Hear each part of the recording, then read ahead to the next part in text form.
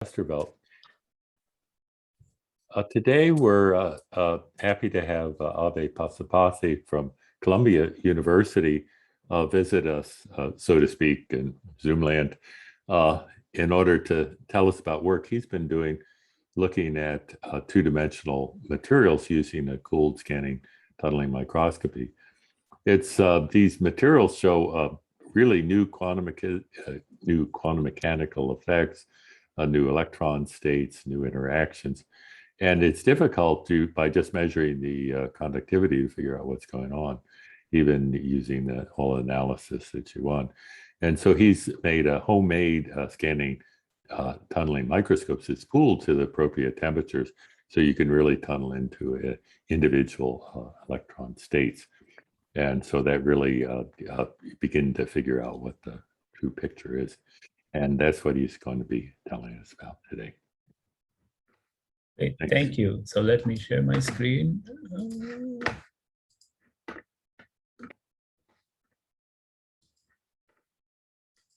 Okay. So thank you. Where's the pointer? Here we go. Okay, so great. Thank you, Bob, for the introduction, and thank you for spending your afternoon here. You know, I love what Bob said about the STM being truth.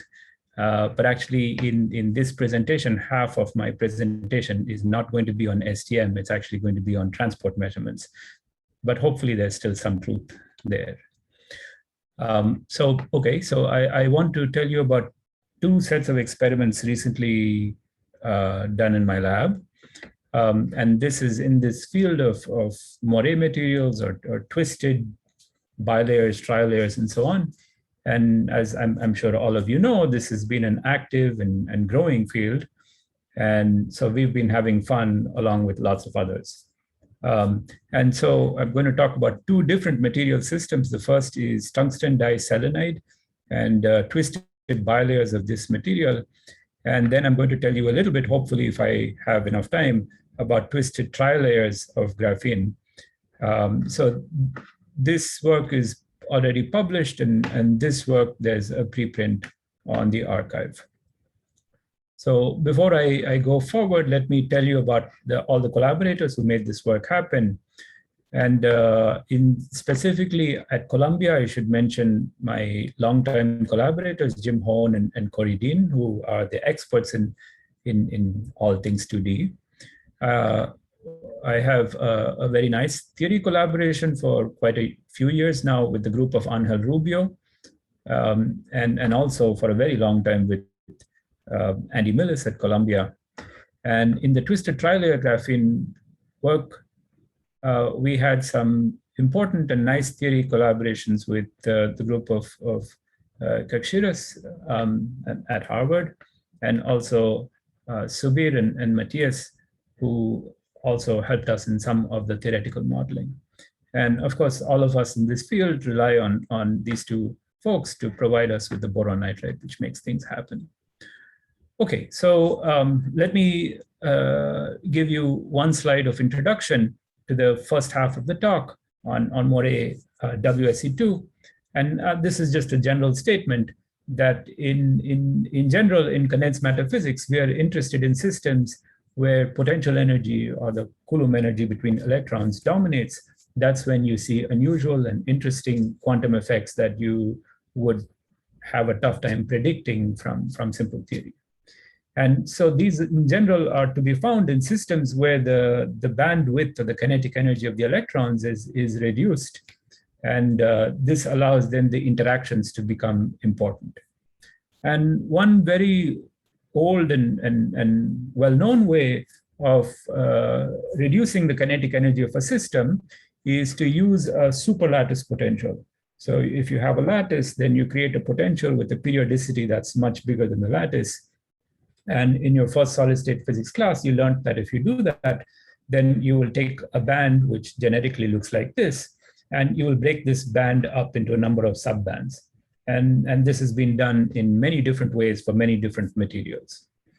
And when you do this, then what you will do, at least in 2 dimensions, is you will take a material which has a density of states that's a constant in 2 dimensions, and you'll break it up into a number of of subbands, each of which has a peak in the density of states.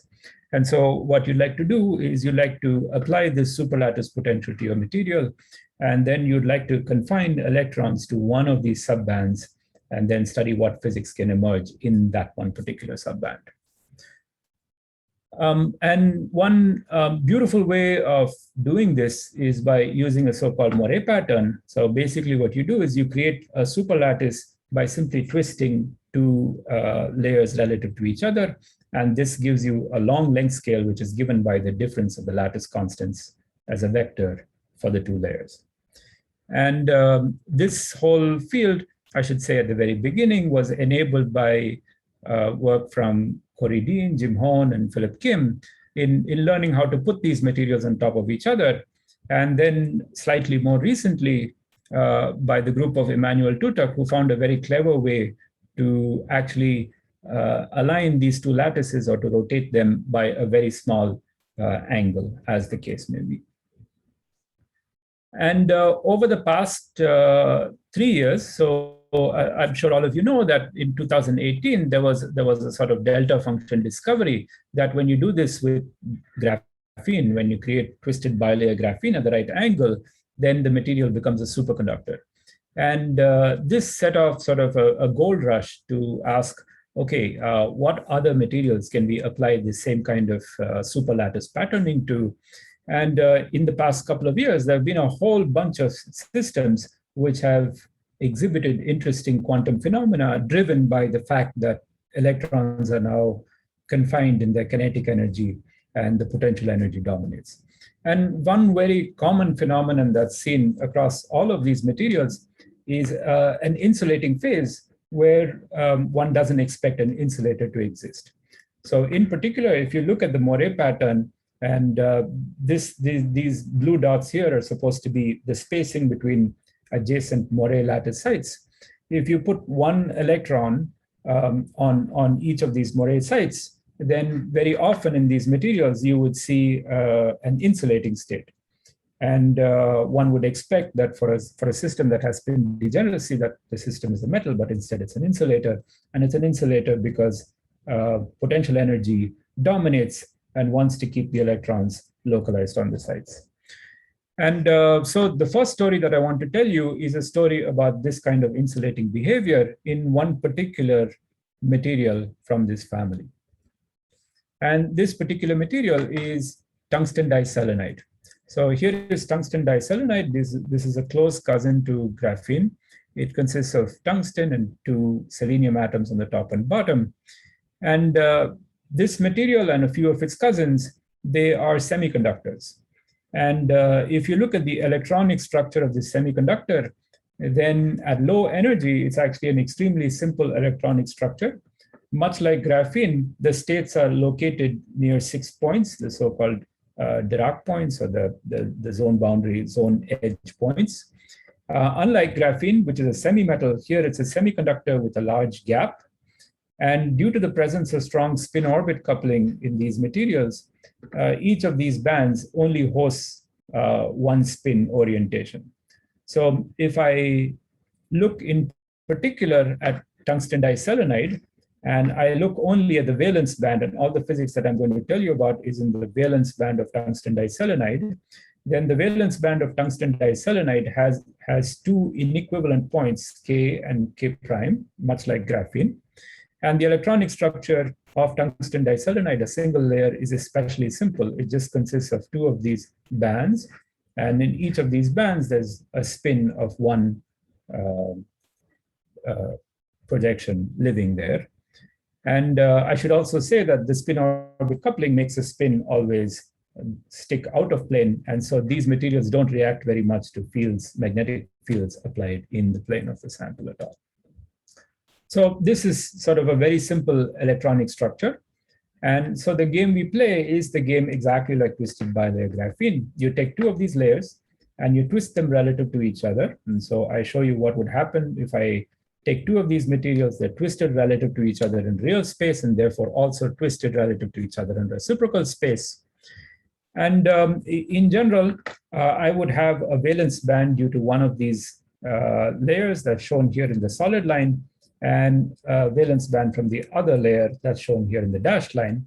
And where the two of them intersect, there would be some hybridization. Electrons can hop from one layer to the other. And this does what it always does in quantum mechanics. It produces a bonding and an anti-bonding orbital.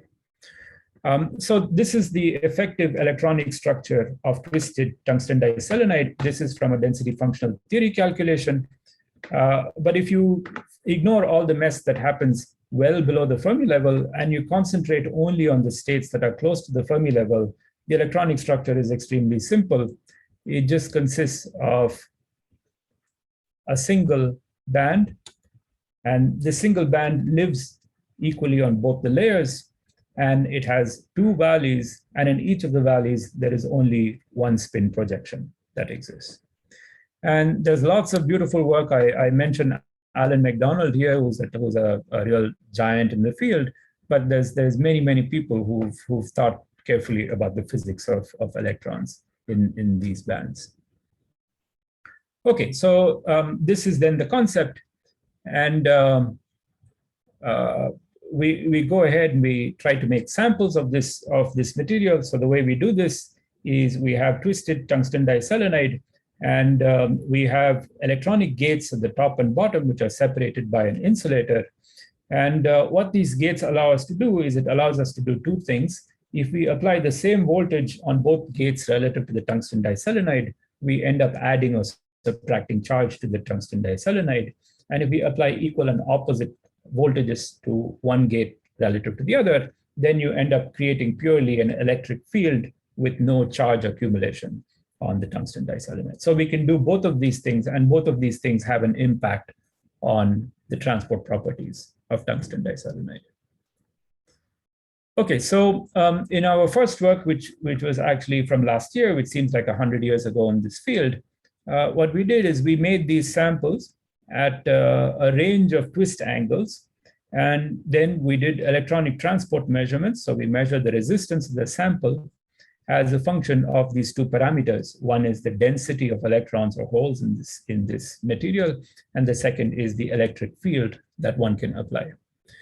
And so I show here one of the primary results of this first work is what the resistance of the sample looks like as a function of hole density, which is why 0 is here, and these are negative numbers. And what I show here is the resistance at low temperature for a sample which has a twist angle of 4.2 degrees. And I'm comparing this with a sample where the twist angle is 0 or 60 degrees, which is the natural stacking of WSE2.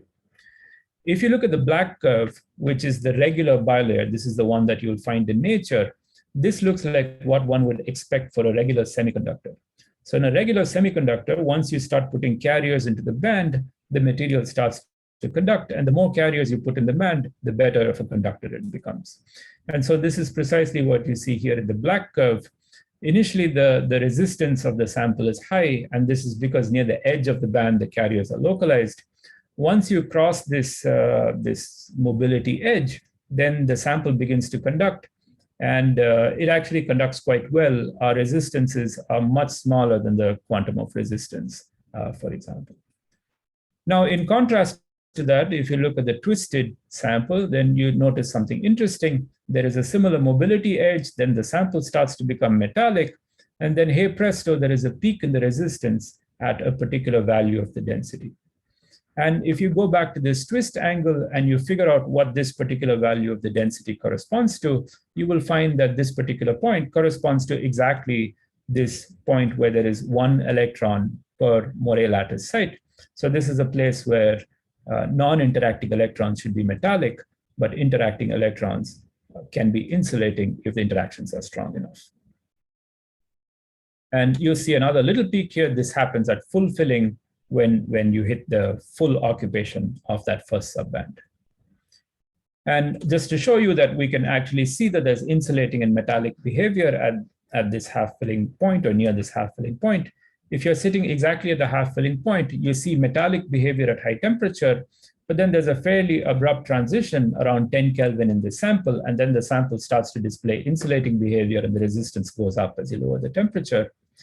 And if you stay away from this half filling point and you measure the resistance, then you see metallic behavior all the way down to the lowest temperatures of our measurement. And just to say that we measured this in our first work over a range of different angles. This physics is sort of generically true at reasonably small angles. And so no matter what small angle you choose, you always see this insulating state. And the position in absolute density units changes. And that's because as you change the twist angle, then the area of the Boré unit cell is changing. And so the filling required to reach one electron, one hole per unit cell also changes. And all of this makes a lot of sense. Okay, so this was about this insulating state, and this was done as a function of one of the parameters we can tune, which is the hole doping in the sample. You can ask what would happen if you tune the other parameter that you can tune, which is the electric field in our measurement. And if you do this, I show you data from two particular samples. And what this data shows is that there's a region of electric field. And let me make a cartoon of this. This region is roughly where this red ellipse is for both of these samples. Within this region, you see insulating behavior at low temperature. And if you're outside this region, then you see metallic behavior at low temperature. And so the interesting aspect that we found in this work is that if you're too small of an electric field or too large of an electric field, the sample is a metal. But if you're exactly at the right range of electric fields, then the sample is an insulator.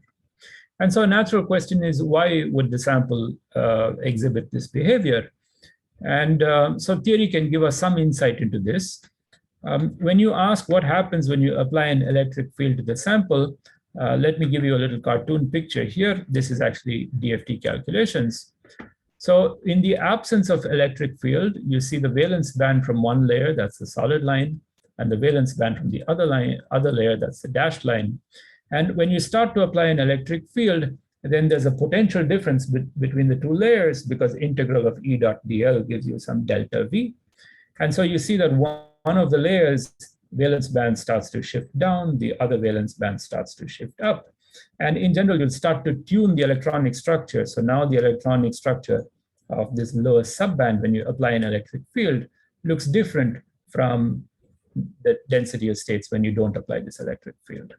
And this is a bit of an experimental detail, but we also have experimental evidence that this sort of tuning is happening from the Hall effect. And I'm happy to discuss that if you have questions. If you now ask from theory, what does the electronic density of states look like in this lowest subband as a function of this electric field that you apply? Then the answer that you get, at least from DFT, looks like this. So what you see is that there's a peak in the density of states, which comes from a Van Hove singularity. And this Van Hove singularity is originally slightly below the half-filling point. As you start to apply an electric field, this Van Hove singularity goes through the half-filling point. And then for very large electric fields, it goes far away and goes towards the full filling point. And so with this knowledge, we then were able to understand why you see insulating behavior only for a certain range of electric fields. The simple picture is that when this Van Hove singularity, when this peak in the density of states is close to the Fermi level, that's when you see insulating behavior. And when this Van Hove singularity is far from the Fermi level at half filling, then you don't see an insulating state.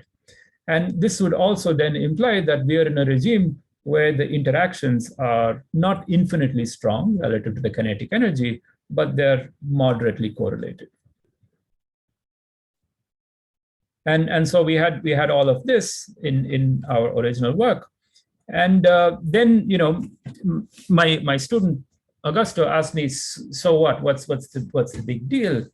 And if you're a person who works in correlated electrons, the fact that you see insulating behavior at half filling is no surprise. There are any number of materials which show this kind of behavior.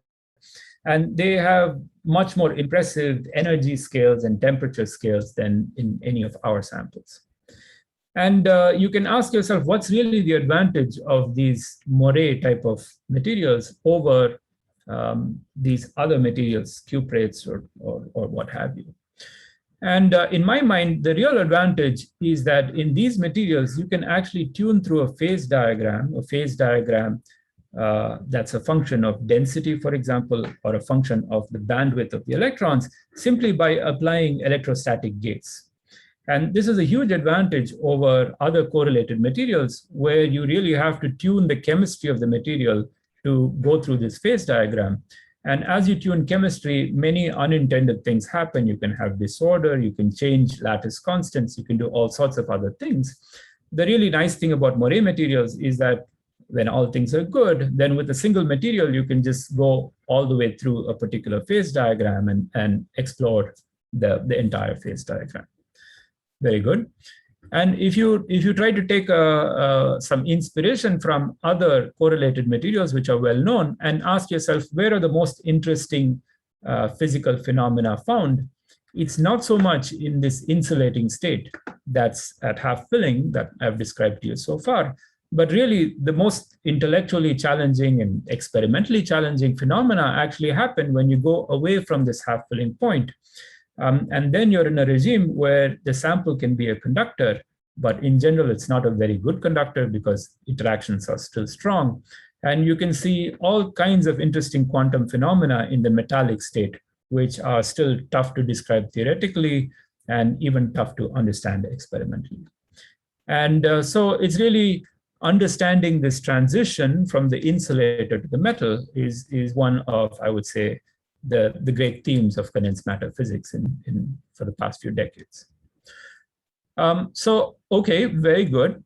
So in our system, we actually have two knobs by which we can achieve these transitions from the insulator to the metal. We can apply either doping or we can apply electric field. And both of these, we've already shown, takes you from an insulator to a metal. Now I want to ask, how does it go from an insulator to a metal? What does transport tell us about this transition? And the first surprise when we did this measurement, what we did was we went through this phase diagram as a function of density and as a function of electric field. And at every point on this phase diagram, we measured the transport properties at low temperature. And we tried to extract a gap from Arrhenius fits to the resistance. So looking at resistance goes as exponential over kT, we are able to fit to a gap and figure out what the insulating gap is as a function of these two parameters. And the really interesting surprise was that if you measure what the gap does as you go along this line, for example, you get this particular plot for the behavior of the gap as a function of density. And you see that this gap continuously goes to zero at 2 points. These 2 points are the metal to insulator transition points. In here is an insulator, out here is a metal. The same thing we also notice when you tune the electric field is you go continuously, you go from zero and then you go up to a maximum value of the gap and then you come back down and then you go back to zero. And so these two, all 4 of these points are points where the gap continuously goes to zero, which implies then that this could be a second order phase transition, which would then exhibit a quantum critical point.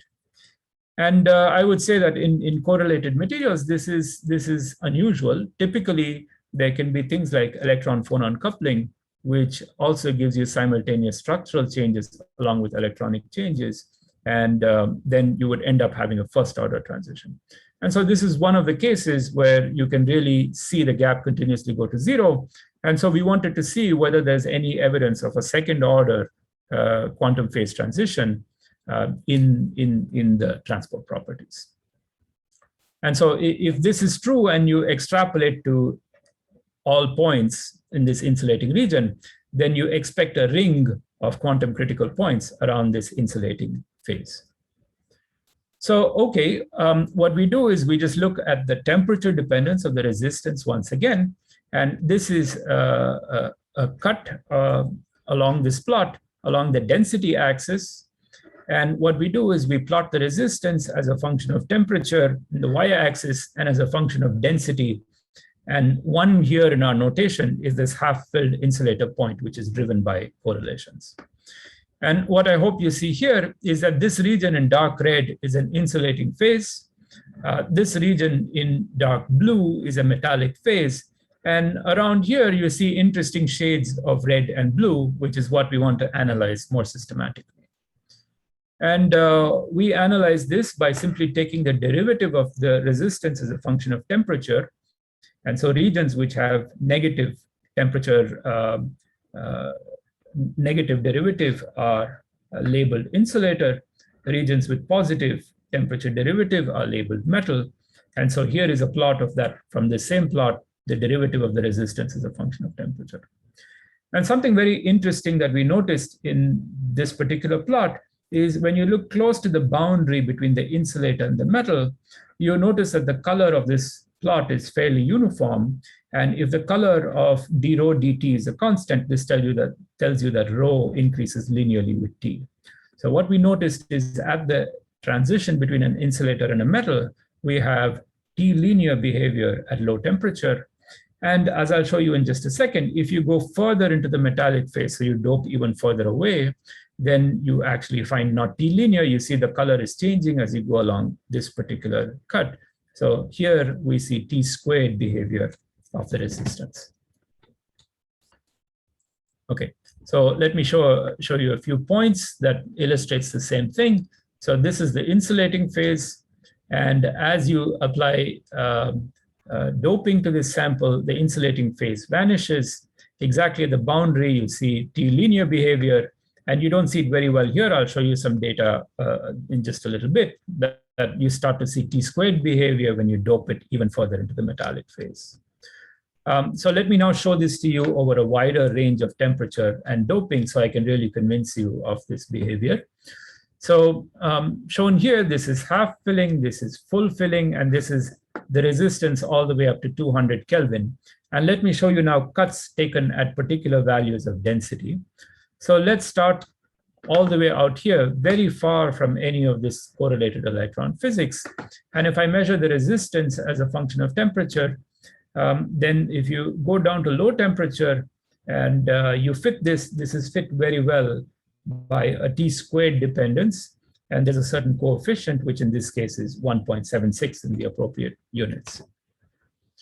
Now let's start to approach this insulating point. As you start to approach this insulating point, you can see once again beautiful t squared, so quadratic behavior of the resistivity as a function of temperature. And here the coefficient is 0.68. I also want you to pay attention to the fact that if you keep extrapolating this t squared line, there'll be some point at which the sample stops obeying this t squared behavior and the resistance does something else. And let me now finally come to the actual metal insulator transition itself. So this is at the metal insulator transition. This is now resistance as a function of temperature. And you can see this is nice and linear down to the lowest temperature. The lowest temperature measurements we have done till recent past was about 200 millikelvin, but now we're getting data down to dilution fridge temperatures. And I'll have a little more data to talk about in the future on this. So exactly at this metal insulator transition point, it indeed looks like signatures of quantum criticality, as has been seen in other materials. The resistance is linear in temperature all the way down to the lowest temperature.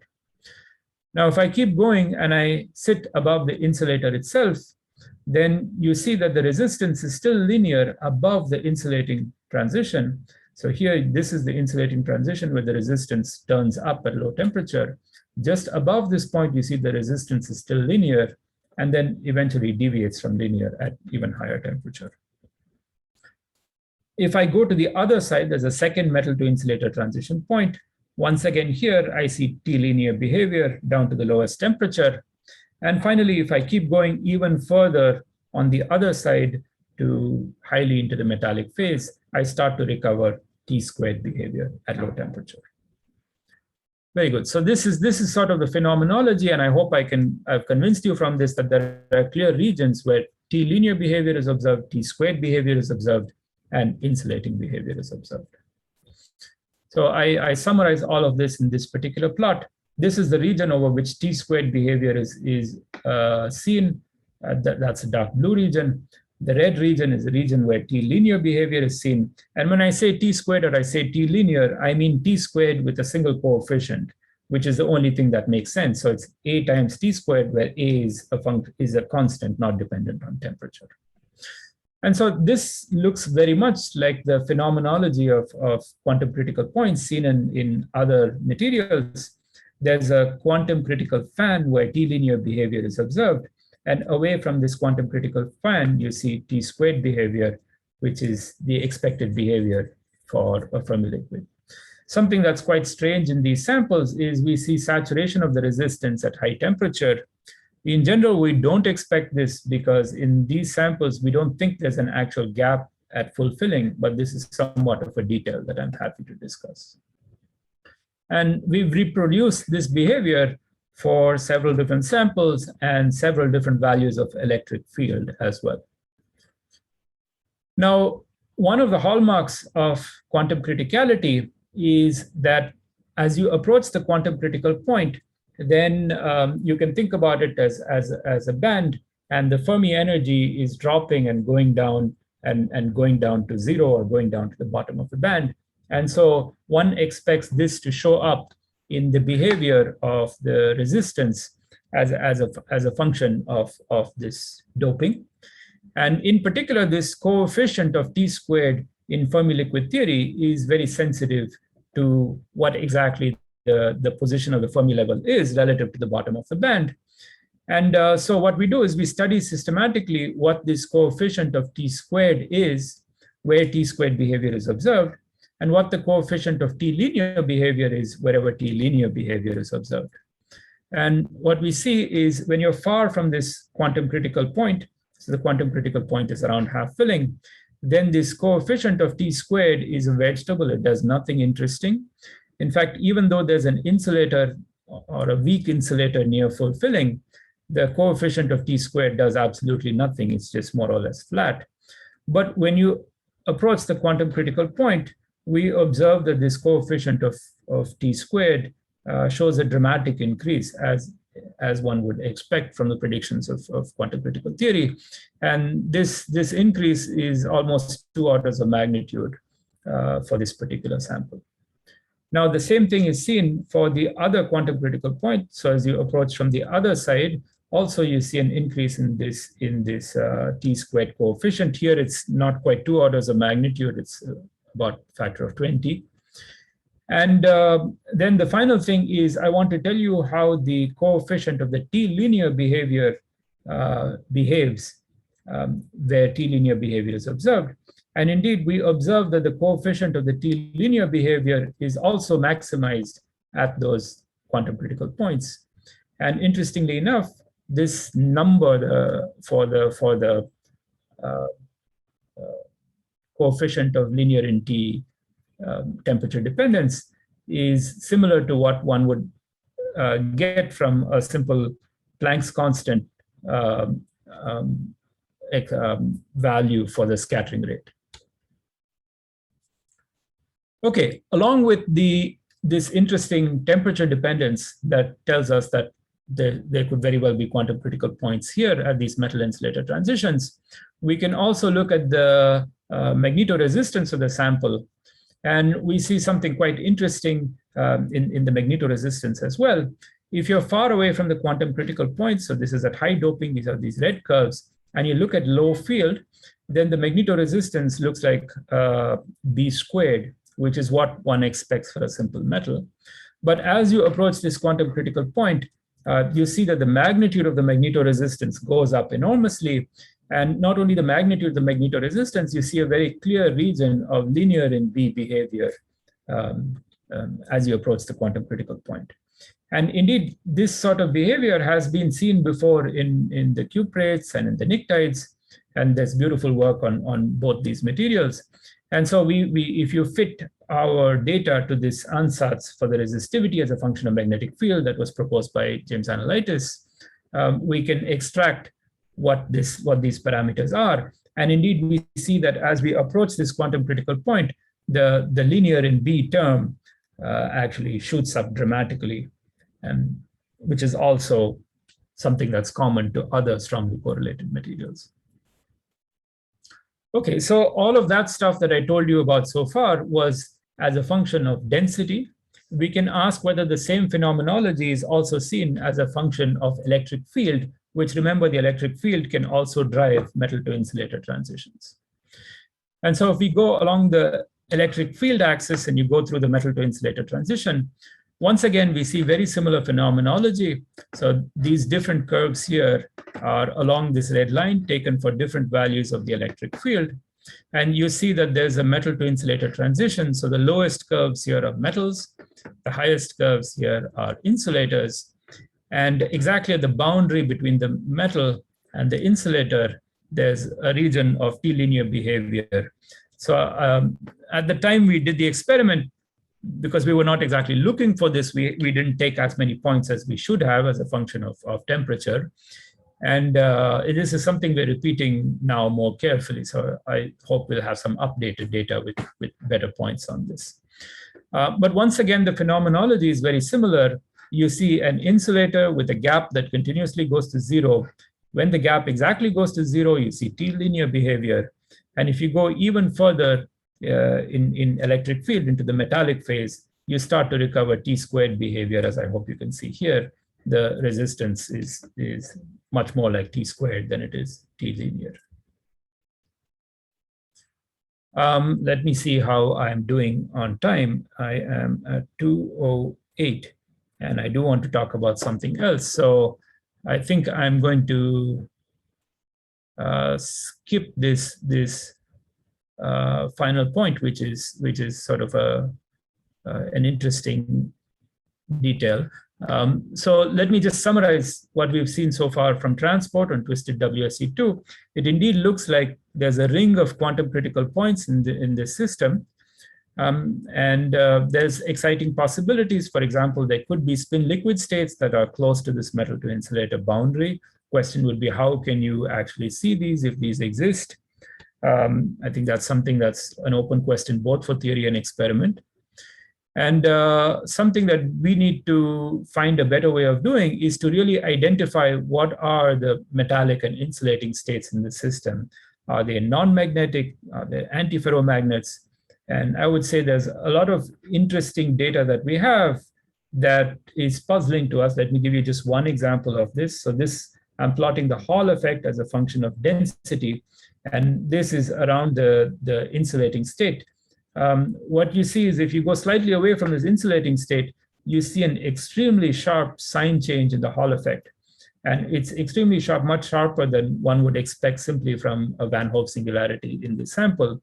I believe this is at high field, that there is some kind of magnetic transition happening in this sample. And so we hope to do an improved analysis of this, looking at these features in more detail and have more insight into what these metallic and insulating states actually are in the future. Okay, so with that, I'm now going to jump over to the second topic that I want to discuss. And I will make sure to finish in about 15 minutes, not much more than that. And this is actually an STM experiment. And this is on a material that folks at Harvard, this is Ashwin's group, had beautiful theoretical predictions for. And this material is twisted trilayer graphene. And it's a variant of trilayer graphene where there's 3 layers in trilayer graphene. And the top layer and the bottom layer, at least in the theorist's conception, are perfectly aligned to each other. And the middle layer is twisted at an angle relative to both of these layers. And there was a prediction made by Ashwin and coworkers that this material, much like twisted bilayer graphene, also has a specific magic angle. Actually, there are several magic angles in the system where one would observe flat bands in many ways that are similar to twisted bilayer graphene. And there's also work from Alan McDonald, and I haven't put down other papers, but now there's many other works. So here is a plot from Alan McDonald's work that shows that at this magic angle, or at one of these magic angles, one creates flat bands at the Fermi level, which are expected to be a place where one can see interaction-driven phenomena, much like twisted bilayer graphene. And this prediction was followed this year by work both from Pablo's group as well as Philip's group, where you are locally. And in both of these works, which have many similarities, superconductivity was observed much like twisted bilayer graphene. And so this was immediately very interesting to me and to others to try to study the microscopic structure of this sample and try to understand what it is. I should also point out this work, which is a follow-up work, which also sees evidence that the superconductivity reappears at high magnetic field, which could possibly indicate a state like a spin triplet superconductor. And so there are many open questions in my mind experimentally about what this sample exactly is. So let me try to list some of them here. If you take this twisted trilayer graphene, then there are actually, even at the level of absolute ideal theory, there are two possible ways that you can create this sample. In one possible way, the carbon atoms on the top layer are perfectly aligned with the carbon atoms on the bottom layer. And then there are specific locations of the sample where all three carbon atoms are lined up in the three layers perfectly with each other. And we call this kind of stacking arrangement A tilde A. And this is the stacking order that's been analyzed in theory. And there's some idea, at least, that this stacking order is very important to the fact that superconductivity exists in these materials. But there is also a second stacking order that's possible. And this stacking order is basically if I shift the top layer by 1/2 of a lattice constant. So if you do that and you shift the top layer by 1/2 of a lattice constant, then the stacking order between the bottom layer and the top layer, the carbon atoms are no longer sitting on top of each other, but instead they're sitting like regular Bernal graphene. And so for this kind of stacking order, there would be locations of the sample where two of the atoms, carbon atoms, are sitting between the middle and the bottom, say, are lined up with each other, but those two would not be lined up with the third layer. And we call this stacking arrangement A tilde B or B A tilde A. And so experimentally, we would like to know which of these two is possible. And there's an argument based on energetics that this is the more favored stacking order. But I should say that the difference in energy between these two is expected to be tiny. And so the question is, if you have a real sample, which one of these is it, or is it some mix of both of these stacking orders? Another important question is, what is the effect of disorder on the sample? So we've measured in my group and in now several other groups, we've measured moire patterns in many different materials, and sort of ubiquitously, we observe that the moire patterns have disorder both in the angle, so the local angle varies, as well as the strain between two layers. And so both of these things can happen to these samples as well. And one should ask, what's the effect of this strain and the twist angle disorder on this material? And now, talking about the transport experiments, both Philip and Pablo's experiments were able to see superconductivity for a particular range of dopings that's between 2 and 3 in terms of electrons or holes per unit cell of the moire. And for this system, 4 is full filling. So 2 and 3 is somewhere between half filling and full filling. And superconductivity, at least as of now, is not seen at other fillings.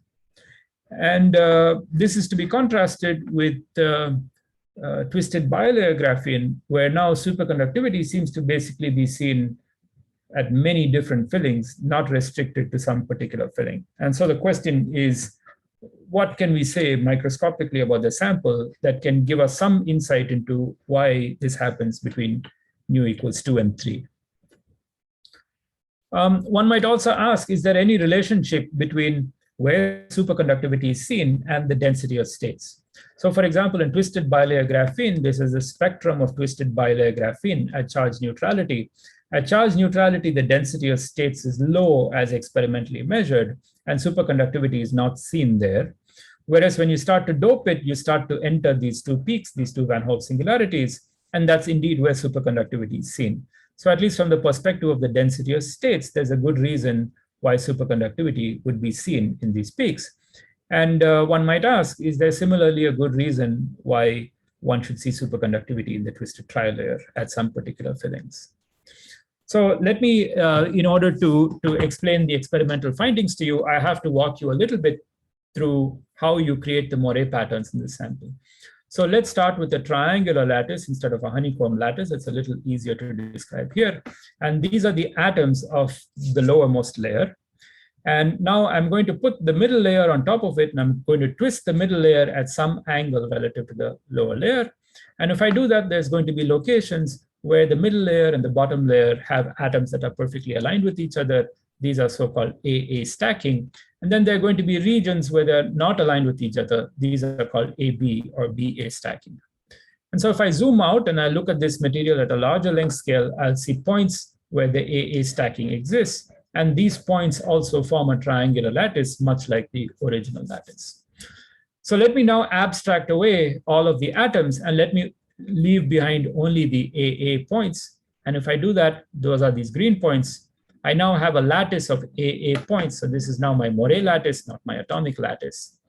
And now on top of this, I have to put my top layer.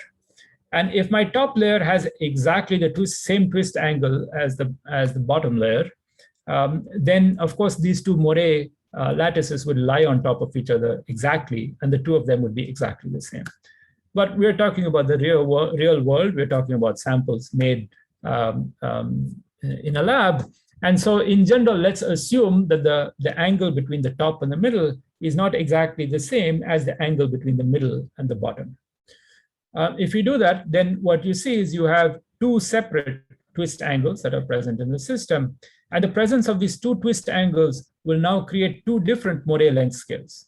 One moire length scale is just the spacing between these green dots or between these brown dots. But then there's a second moire length scale, which is, if you wish, a moire of mores. So there's a second length scale, which is much bigger. And so this helps you understand now what the structure of the sample will be globally. If I look globally at such a sample, which has these two slightly different twist angles, there will be regions of the sample which have the so-called A tilde A stacking, which the top and the bottom layer are perfectly aligned with each other. And between these regions of A tilde A stacking are going to be regions of A tilde B or B tilde A stacking, where the top and the bottom layer are mismatched by half a lattice constant. So generically, this is what we expect in a sample where the top angle and the bottom angle are not perfectly matched with each other. Now, what do we know about experiment in this situation? So before I go there, let me point out something interesting. Actually, let me come back to this in a second. Let me jump straight into what the experiment sees. If you look at what the experiment sees, so this is an STM image, and the scale bar here is 50 nanometers, so it's much, much larger than the lattice constant. What you're seeing here, each of these dots corresponds to a moire unit cell. And if you look at this carefully, what you'll see very clearly is that there are two length scales, as one might expect. There's one length scale, which is given by the distance between two adjacent points. That tells you what the average moire spacing is between two moire unit cells. And you also, if you squint your eyes and look from far away, you'll see that there's a second moire length scale, which is much larger than the first moire length scale. And this second moire length scale is given by the difference in the twist angles for the two. And for this particular sample, you can analyze this and figure out what these two angles are: the angle between the top layer and the middle layer, and the angle between the middle layer and the bottom layer. And these two angles are 1.71 and 1.41. And on average, it is very close to this magic angle of around 1.5 degrees. Now, if you look at the transport experiments, there's in the experiment by Philip Kim, they did something very clever. What they did was, when they made the twisted trilayer, they also independently had, from the exact same crystal, regions where you have only bilayers. So either the top and the middle, or the middle and the bottom. And by looking at transport of these two individually, they are able to tell what the twist angle is between the top and the middle, and between the middle and the bottom. And indeed, they find that these two twist angles are not identical. In general, I would never expect them to be identical. And the two twist angles are 1.3 and 1.7. That's measured in their sample. And so at least our measurements for this particular sample are very much in line with what Philip measures in that particular sample. Okay, very good. So what is going on here? So what we see here is that there are regions of the sample where if I look at the spacing between two adjacent Moray unit cells, this spacing tells me about the local twist angle. So you can see that there are regions of the sample where the local twist angle is actually extremely uniform, these regions. And then there are regions where the twist angle changes by a lot. And why is this happening? Okay, so now let me come back to this very important point. As I said, there are two possible stacking orientations in these samples, the A tilde B and the A tilde A. And our STM topography, just the height of these, the height we always see a triangular lattice and never a honeycomb lattice. For this particular stacking order of A tilde B, one expects a honeycomb lattice to exist simply from the height, the topographic height of the STM. We never observe this. We always observe the triangular lattice. And so this tells us that in our sample, unlike what this picture would tell us, this picture would tell us that you expect both regions of A tilde A and A tilde B to exist in the sample. What we find is that in the real sample, one of these regions has been essentially eliminated, has been reconstructed away to essentially nothing. And this other region, this A tilde A stacking, has expanded and filled up almost the entire sample. Okay, so we understand that the theoretically interesting stacking, which is the A tilde A stacking, is the one that's predominantly found in the sample. However, there's no free lunch. So you cannot completely eliminate the A tilde B stacking everywhere in the sample. There have to be little regions where the stacking has to shift in order to preserve the global twist angle. And I'd like to make an analogy with what happens in the case when you have a small lattice mismatch laterally or linearly between two lattices. So if I take two lattices, and if I have a small difference in the lattice constant between the two layers, then what can happen if this lattice mismatch is very small is you form a linear soliton. So instead of continuously interpolating between the two lattices, you form regions where there's commensurate stacking, and then these regions are separated by a so-called soliton. And in this sample, it's very similar physics, except these are not linear solitons, these are twist solitons. And we give them a name, we call them Twistons, which is something that my student Simon came up with. So the cost of this reconstruction is to leave behind these Twistons, which are little tiny regions where the twist angle is different from the rest of the sample. And now that we understand this, we can understand this picture very well. So these regions in the interior of these large unit cells have uniform A tilde A stacking, and then these are separated by regions which have this higher twist angle, these so-called twistons. And we can do even better than that. We can go in locally, and with the STM, we can quantify the local twist angle. And we find quite amazingly that these twistons have a very localized region with a higher twist angle of about 1.9 degrees. And between these are relatively large regions. And it seems that the trilayer actually prefers to stick to 1.5 degrees. So for reasons that we don't quite understand, this 1.5 degrees seems to be a preferred number. The sample on the interior of this domain likes to go to this 1.5 degrees. Okay, so where am I? I am at 2:26, so I should finish in no more than 2 minutes. So let me very briefly conclude the rest of my talk, and I will then, if you have questions about this, I'll answer it. So what we did is we found a region where the uniform region of 1.5 degrees is quite large. So in this particular case, it's about 200 nanometers. So for this entire region, you have almost perfect magic angle. And then we went ahead and we did STM spectroscopy. And I'll jump straight to the key point. The key point is that based simply on the Stm spectroscopy, I cannot explain to you clearly why superconductivity is only seen between nu equals 2 and 3. So there's simply no reason just from the normal state density of states why superconductivity should exist between nu equals 2 and 3. It's not on a peak.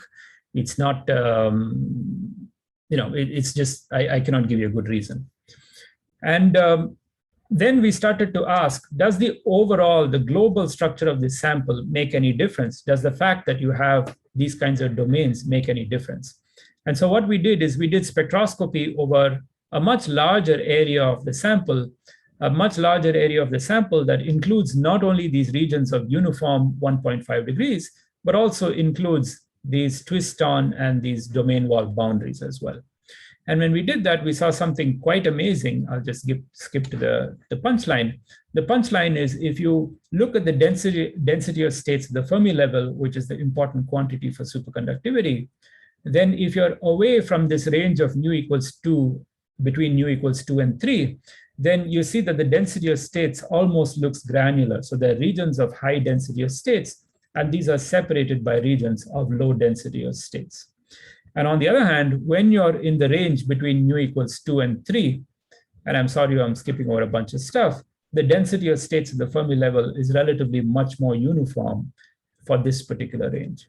So this is a tentative hypothesis because in our experiment, this is done at the lowest temperature of 4.5 Kelvin. So we are above the superconducting transition temperature. So we don't actually see a superconducting gap in our sample. But what we can tell is from the normal state, which is an important quantity, from the normal state, we can say that between nu equals 2 and 3, which is where superconductivity is seen, is where the density of states is most uniform in the sample. And in other regions, even though there are regions of the sample with very high density of states, there are also regions of the sample with very low density of states. Now, I should say that just on yesterday, maybe the day before, there was another STM work from a colleague at Caltech, Stephen Purge, who did this at experiment at lower temperature, and he was able to go within a single domain, and he saw evidence for superconducting gaps there. Very interestingly, his superconducting gaps don't disappear till about 8 Kelvin, which is much higher than the transport TC. And so if you take that at face value that the gap he's measuring is a superconducting gap, and you put that together with our data, that would suggest that there's a reason why superconductivity is suppressed from this value of 8 Kelvin to the transport value of around 2 Kelvin.